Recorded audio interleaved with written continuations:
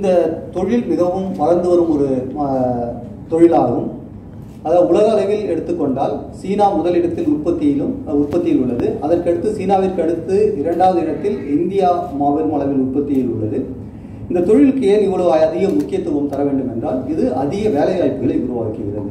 ஒன்று. இரண்டாவது அந்நிய செலவாணி. அது கிட்டத்தட்ட ஏறத்தாழ ஒரு 6 பில்லியன் அமெரிக்க டாலர்கள், ஒரு 50,000 கோடி சொல்லலாம். அந்த அளவுக்கு அந்நிய செலாவணி ஈட்டுகிறது. அது இல்லாமல் இந்தியா முழுவதும் ஒரு 44 லட்சம் பேர் இந்த தொழிலில் வேலை செஞ்சுருக்காங்க. இப்போ இந்த தொழிலுக்கு ஊக்கப்படுத்துவதற்கு மத்திய மாநில அரசுகள் தொடர்ந்து பல்வேறு முயற்சிகளை மேற்கொண்டுட்டு வராங்க. மத்திய அரசுடைய கடந்த 5 ஆண்டுகளை பார்த்தீங்கன்னா, அதாவது 2021 2026 வரைக்கும் 1700 கோடி இந்த தொழில்துறைக்காக ஒதுக்கீடு செஞ்சுருக்காங்க. அது இல்லாமல் புதிய திட்டங்களை தீட்டிட்டு இருக்காங்க. அதுபோல் மாநில அரசுகள் எடுத்துட்டிங்கன்னா பல்வேறு மாநில அரசுகள், தமிழக அரசு, தமிழ்நாடு அரசு, மேற்கு வங்காளம், உத்தரப்பிரதேசம், ஹரியானா, டெல்லி, மகாராஷ்டிரம் போன்ற மாநிலங்களில் இந்த தொழில் ரொம்ப ஊக்கப்படுத்திட்டு இருக்காங்க. இதுக்கு முக்கிய காரணம் என்னன்னா, இந்த தொழில் என்னன்னா அடிப்படையில் ஒரு பெரிய தொழில்நுட்பம் சார்ந்த ஒரு தொழில் கிடையாது. ஒரு சிறிய பயிற்சி மூலிமா அனைவருக்கும் ஒரு பயிற்சியை கொடுத்து ஒரு 3லேருந்து 6 மாதத்துக்குள்ள ஒரு பெரிய பயிற்சியை கொடுத்து அதிக வேலைவாய்ப்புகளை உருவாக்க முடியும். அதனால பின்தங்கிய பகுதியில் முன்னேற்றுவதற்கு, பின்தங்கிய பகுதியில் ஒரு மாபெரும் சமூக பொருளாதார மாற்றத்தை கொண்டு வரணும்னா அடிப்படையில் காலனி தோல் பொருட்கள் உற்பத்தி தொழில் முக்கிய பங்கு வகிக்கிறது. அதாவது ஜவுளித்துறைக்கு அடுத்து அதிக வேலைவாய்ப்புகளை உருவாக்கக்கூடிய ஒரு தொழில் இதாக தான் இருக்குது.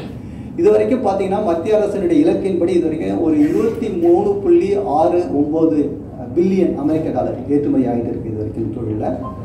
2030 ஒரு 47 பில்லியன் அமெரிக்க டாலர்கள் உற்பத்தியை எட்டணும்னு இலக்கு நிர்ணயிச்சிருக்கோம். இதில் என்னன்னா இப்போதைக்கே ஒரு 5 பில்லியன் ஏற்றுமதி இருக்குது. இது 2.5 மடங்கு அதிகரித்து ஒரு 13 to 14 பில்லியன் அமெரிக்க டாலர் 2030 ஏற்றுமதி பண்ணணும். அது மாதிரி உள்நாட்டு உற்பத்தி ஒரு 19 பில்லியன் இருக்குது.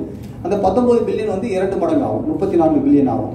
அப்படி ஆகிறப்ப 47 பில்லியன் இந்த உற்பத்தி, இந்த துறையுடைய உற்பத்தி 49 பில்லியனாக 2030 இருக்கும். அதற்கான அனைத்து முயற்சிகளையும் மத்திய மாநில அரசுகள் தொடர்ந்து மேற்கொண்டு வருகின்றன.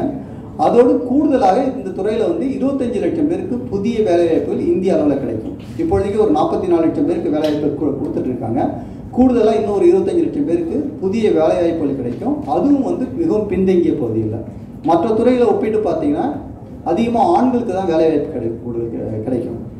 ஆனால் இந்த துறையில் தமிழகத்தை பொறுத்த வரைக்கும் 80% இந்த துறையில் காலனி தோற்பொருட்கள் உற்பத்தியில் 80% பெண்கள், அகில இந்திய அளவில் 40%. அது மாதிரி அடுத்த வர 25 லட்சம் பேருக்கு மத்திய அரசுடைய திட்டங்கள் எல்லாமே 60% மேலே பெண்களை ஊக்கப்படுத்தின, பெண்களுக்கு வேலைவாய்ப்பு கொடுத்தா அதுக்கு கூடுதலாக 1% ஊக்கத்தொகை தராங்க. இந்த மாதிரி இந்த தொழிலை ஊக்கப்படுத்துவதற்கு மத்திய மாநில அரசு தொடர்ந்து முயற்சி செய்கின்றன. இந்த தொழிலுடைய உற்பத்தி பெரிய அளவில் பெருகுது. அதற்கு அடுத்து பார்த்தீங்கன்னா சீனா விட்டு இந்த தொழில் வெளியேறிட்டு இருக்குது. ஆனால் தென்கிழக்கு ஆசிய நாடுகளுக்கு போகாமல் இந்தியாவுக்கு நோக்கிய தொழில்கள் வருகின்றன. அதன் மூலம் இந்த தொழில் ஒரு மாபெரும் சமூக பொருளாதார மாற்றத்தை இந்திய அளவில் கொண்டு வருவதற்கான நிறைந்த வாய்ப்புகள் உள்ளது. அதனை காட்சிப்படுத்தும் வகையிலும் பல்வேறு நிகழ்ச்சிகள் நாளை மறுநாள் நடைபெற உள்ளன. அத்துடன் வடிவமைப்பாளர் கண்காட்சி பற்றி பேசினாங்க. வடிவமைப்பாளர் கண்காட்சி கடந்த 8 வருடமாக நடந்துட்டு இருக்கு.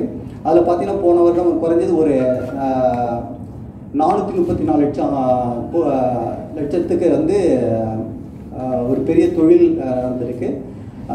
அது இல்லாமல் ஒரு 60 கூட்டு அரங்குகள் நடந்திருக்கு. இது தொடர்ந்து ஒரு சிறந்த அனைவருக்குமான ஆராய்ச்சியாளர்கள், உற்பத்தியாளர்கள், விற்பனையாளர்கள் அனைவருக்குமான ஒரு சிறந்த ஒரு கண்காட்சி. இதில் அனைவரும் பங்கேற்றுக்கிட்டு இந்த தொழிலை மேலும் ஊக்கப்படுத்தி சிறந்த அளவில் கொண்டுட்டு போகணும். இந்த கூட்டு அரங்கிற்கு வருகை புரிந்த உங்கள் அனைவருக்கும் நன்றியை தெரிவித்துக் கொள்கிறேன். மிக்க நன்றி, வணக்கம்.